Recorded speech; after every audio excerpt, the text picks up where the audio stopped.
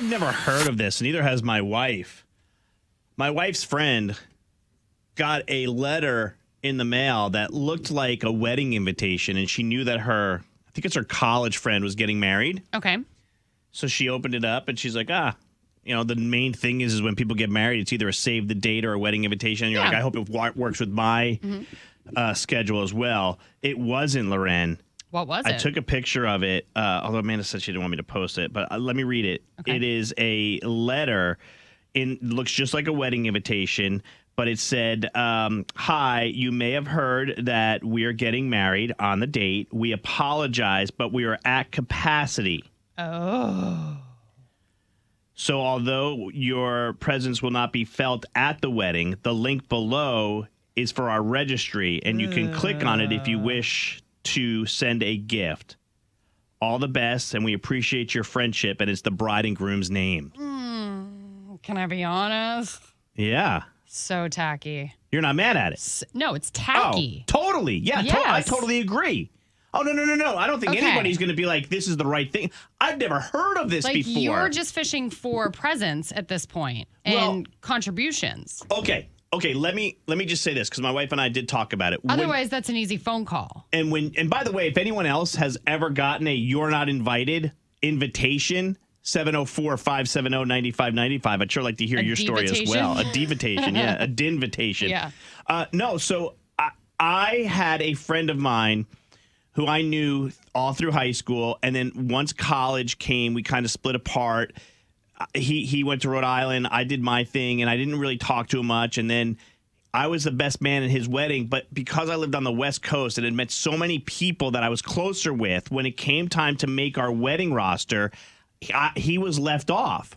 And he was definitely hurt because I was his best man, and he didn't even, never mind my wedding party, he didn't even make the cut for the invitation. Yeah. So I told Amanda last night, I wonder if maybe we could have sent that and leave off the link for our wedding registry, but at least send something that says like, hey, you may have heard we're getting married.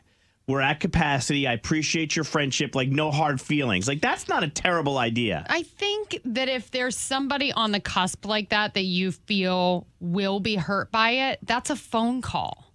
Really? Yes. Well, are you nuts? No. No, I would never. I would never call somebody. If you feel like they're going to be that hurt by it, that's a phone call. That's not an impersonal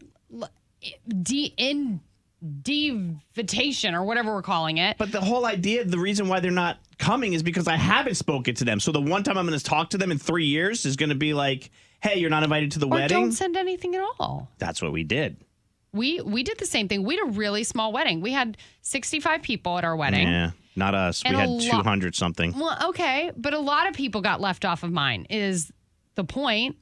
So instead, we just didn't send anything. But the people that we knew that would be like affected by it, we called them and told them, which was a lot of our friends, because really our wedding was mostly family. The only friends we had at our wedding were in our wedding party. Somebody texted in and said they're a wedding planner. They've never heard of this, but it's a terrible idea. It's tacky. Especially to put the link for your registry. Mm-hmm. Like, hey, sorry that you're not able to, forget that you're not able to come. Sorry that we're unable to invite you. We're at capacity. How about the opening? You may have heard we're getting married on this date. Sorry, we're at capacity. Your presence will be missed, but if you would still like to send a gift, here's the link to our registry. In a beautiful envelope and a beautiful, they must have sent out a bunch of these, I would think.